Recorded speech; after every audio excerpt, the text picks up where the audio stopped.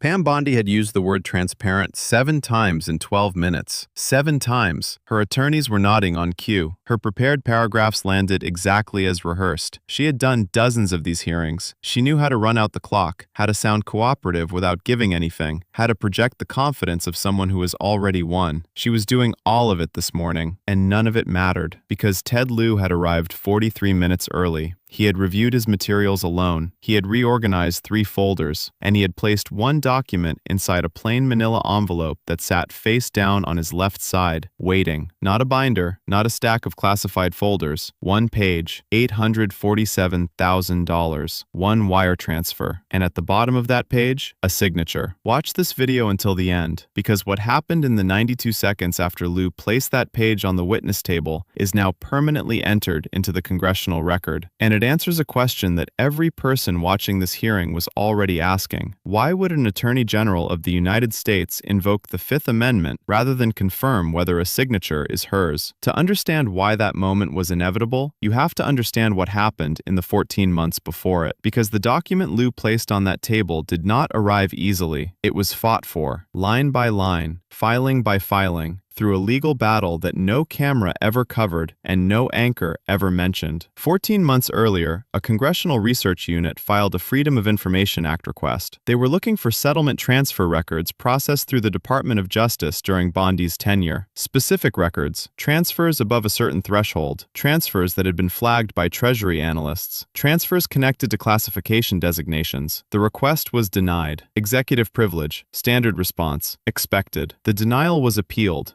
The appeal made a technical argument. Executive privilege does not extend to completed financial transactions already documented in federal banking records. The argument was sound. The appeal produced a privilege log. A privilege log is a formal legal index. When a party claims documents are protected from disclosure, they are required to list every protected document, describe its nature, and specify the privilege being claimed. Bondi's office submitted a privilege log in response. It listed 47 documents. 47, and the wire transfer authorization form bearing Bondi's signature was not among them. That omission was the crack in the wall, because if a document is not listed on the privilege log, the privilege claim does not cover it. It is not protected. It is producible. Lieu's legal team spotted the omission. They filed a motion to compel production. The motion argued privilege waiver. If you failed to list it, you waived the right to protect it. The motion was granted. The document was produced. It was sent to 2 independent forensic analysts who authenticated the signature.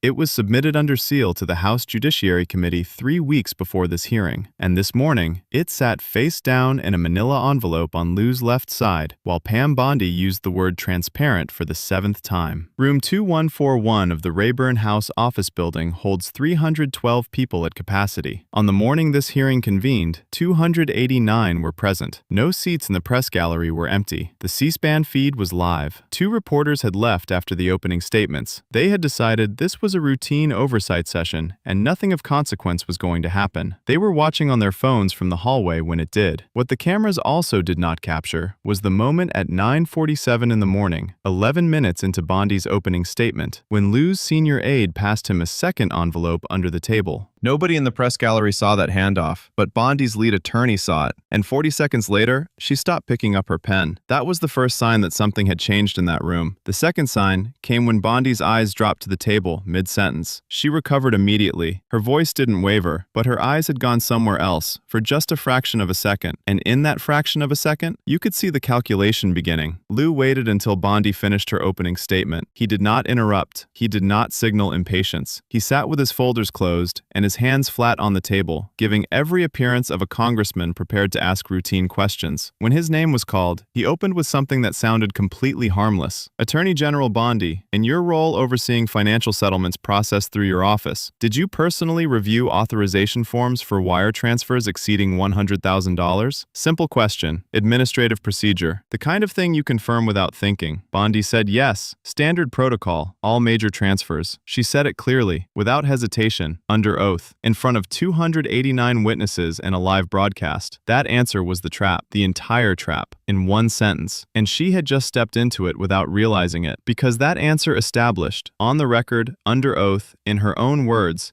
that she personally reviews all major transfers, which meant if a $847,000 transfer existed bearing her signature, she reviewed it, she knew about it, she authorized it. There was no longer any path to plausible deniability. She had just eliminated it herself. Lieu reached for the manila envelope. He removed the single sheet and slid it across the witness table. He did not explain what it was. He did not give Bondi's attorneys time to object before her eyes had already found the page. He said only, "I am going to ask you to look at the document in front of you. Here is what that document contained. A wire transfer dated from a specific period in Bondi's tenure. The amount, $847,000. The destination, an account registered to a shell company with no employees, no physical address, and no business history. Treasury analysts had flagged that account as a suspicious activity candidate before the transfer cleared. The flag had been reviewed internally, then it had been removed. The memo authorizing the removal bore a 3-word notation, 'Matter is classified,' and beneath those 3 words was a signature block, the authorization line confirming that the transfer had been personally reviewed and approved. That signature block was what Lieu had just placed in front of Bondi's microphone. Now here is why that signature changed everything. A signature on a wire transfer authorization form is not a rubber stamp. It is a legal attestation. It confirms the signatory reviewed the transfer, verified the destination, and approved the execution. When the destination account had been flagged as suspicious, and when the flag was buried under a classification designation, the signature becomes evidence of something larger than approval. It becomes evidence of knowledge. If Bondi signed that form, she knew the transfer existed. She knew the amount. She knew the destination. She knew the destination had been flagged. She knew the flag had been removed. And she knew a classification designation had been invoked to suppress any further scrutiny of the transaction. One signature, one document, and a chain of knowledge that ran from the Treasury analyst who raised the flag, to the official who buried it, to the Attorney General who signed the authorization. Lieu had not accused Bondi of anything. He had placed her own office's own document on the table and asked her to confirm what was already in the record. The lead attorney rose immediately. "Congressman, I would request a brief recess to allow my client to review the document with counsel." Lieu said no, and he said it the way a former military prosecutor says no. Quiet, flat, and absolute. He said the document was already in the congressional record. He said the witness had just testified. She reviews all transfers of this magnitude. He said he had one question, and he intended to ask it now. "Attorney General Bondi, is that your signature on the authorization line of this wire transfer settlement form? Yes or no?" The room went completely still. Not quiet, still. There is a difference.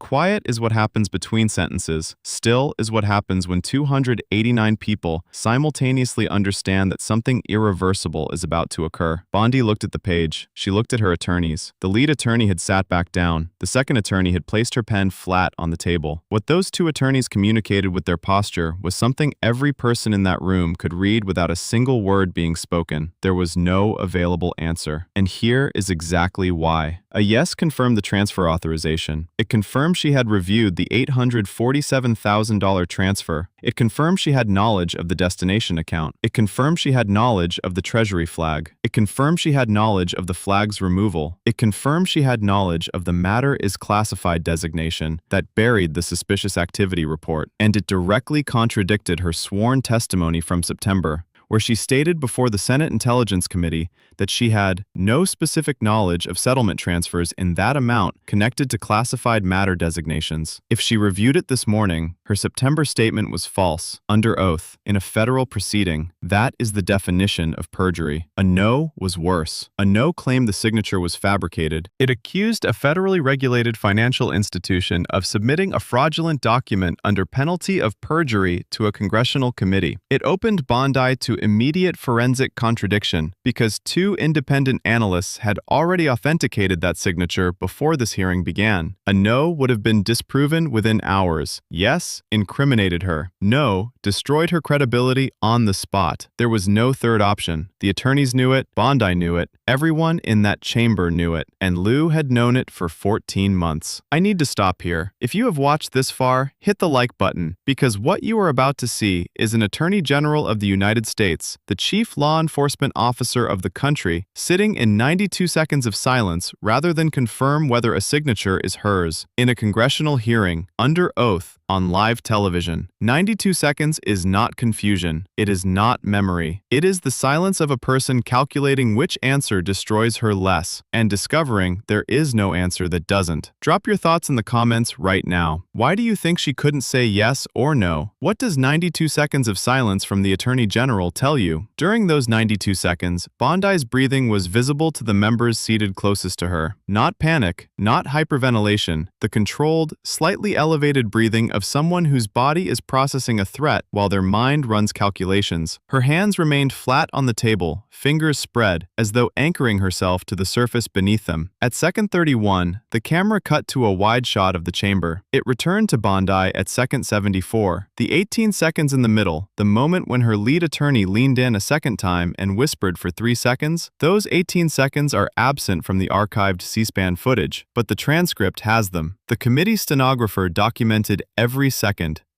The transcript shows that during those 3 seconds, Bondi nodded once. A single downward movement of her chin, barely perceptible, documented in the stenographer's notes as, "Witness nods affirmatively." Then the lead attorney straightened in her chair and spoke. "Congressman, pursuant to my client's constitutional rights and the procedural protections afforded under the Fifth Amendment to the United States Constitution, my client respectfully declines to answer that question at this time." The chamber did not make a sound. The Fifth Amendment exists for a reason. It protects individuals from being compelled to testify against themselves. It is a foundational right. Invoking it carries no legal presumption of guilt. Every lawyer in that room knew this, but every person in that room also understood what the invocation communicated in context. Because Bondi had not invoked the Fifth over a question about policy, she had not invoked it over a question about classified information. She had not invoked it over a question about executive privilege, or national security, or any of the other shields available to a sitting cabinet official. She had invoked it over a question about her own signature, on her own document, produced by her own office. The simplest question a witness can be asked: is that your name? Either it is, or it isn't. And the refusal to answer that question, in that context, before that audience, on that record, told everyone watching exactly what the answer was. Because officials do not invoke the Fifth over questions they can answer. They invoke it over questions that incriminate them. Lieu looked at the committee chair. His voice was flat and precise. For the record, the witness has declined to confirm or deny her signature on a federally certified wire transfer authorization form while under oath before this committee. A pause. I will be submitting a formal referral to the Inspector General within 24 hours. He wrote something on the legal pad in front of him. He did not look at Bondi again. What the gallery cameras did not show was that Lieu held a second envelope in reserve throughout the entire hearing. He never opened it. Its contents were not read into the open record, but what it contained was submitted as a sealed exhibit, an FD 302, an official FBI witness interview report documenting a career Department of Justice attorney's account of what happened internally when the Treasury suspicious activity flag was raised on this transfer. According to the report, the attorney described a pressure campaign. The pressure came from leadership level. The flag removal was justified by invoking a classified matter designation, despite the fact that no formal classification review had been conducted on the transfer itself. When concerns were raised internally about the appropriateness of invoking that designation for a financial transaction, those concerns were dismissed. The matter, they were told, was not subject to further internal review. The chain of custody on that FD 302 runs from the career attorney's statement, through the FDI interviewing agents, through the Inspector General's preliminary review, directly to the House Judiciary Committee, unbroken. Lieu did not read it aloud. He did not need to. Its existence alone told every investigator watching which direction to look next. The IG referral Lieu submitted within 24 hours contained 3 exhibits. Exhibit A, the wire transfer authorization form bearing Bondi's apparent signature. Exhibit B, the Treasury suspicious activity flag removal memo marked "Matter is classified." Exhibit C, the sealed FD 302 documenting the career DOJ attorney's account of the pressure campaign. 3 documents, 3 pieces of a single picture, A transfer flagged by career analysts. A flag buried under a questionable classification designation. An attorney general whose signature authorizes the transaction. And sworn testimony from two different proceedings that cannot both be true at the same time. The referral did not accuse Bondi of a crime. It asked the Inspector General to investigate whether the evidence supported criminal referrals for perjury, obstruction of justice, or abuse of classification authority. That investigation is now active. The questions Lieu asked are in the permanent record. The non-answer Bondi gave is in the permanent record, and the gap between them, that 92-second gap, is in the record too, documented by the committee stenographer, marked as witness non-responsive, preserved forever alongside the document that produced it. This is what the permanent congressional record now contains. Pam Bondi testified in September she had no specific knowledge of settlement transfers connected to classified matter designations. Pam Bondi testified this morning she personally reviews all major transfer authorizations as standard protocol. A wire transfer authorization form for $847,000 exists, authenticated by two forensic analysts bearing Bondi's apparent signature, produced through a 14-month legal battle that her own office's procedural error made possible. The transfer was flagged by Treasury analysts as suspicious. The flag was removed. The removal memo says, "Matter is classified." When asked to confirm the signature, Bondi invoked the fifth. An FD 302 documents a career DOJ attorney describing a pressure campaign to bury that flag. The IG referral is active. Every piece documented. Every piece authenticated. Every piece in the record. And the record does not forget. Ted Lieu did not come to that hearing to make accusations. He came with one page. He placed it on a table. He asked the simplest question in law. And in 92 seconds of silence, followed by a Fifth Amendment invocation, Pam Bondi answered it more clearly than any yes or no ever could have.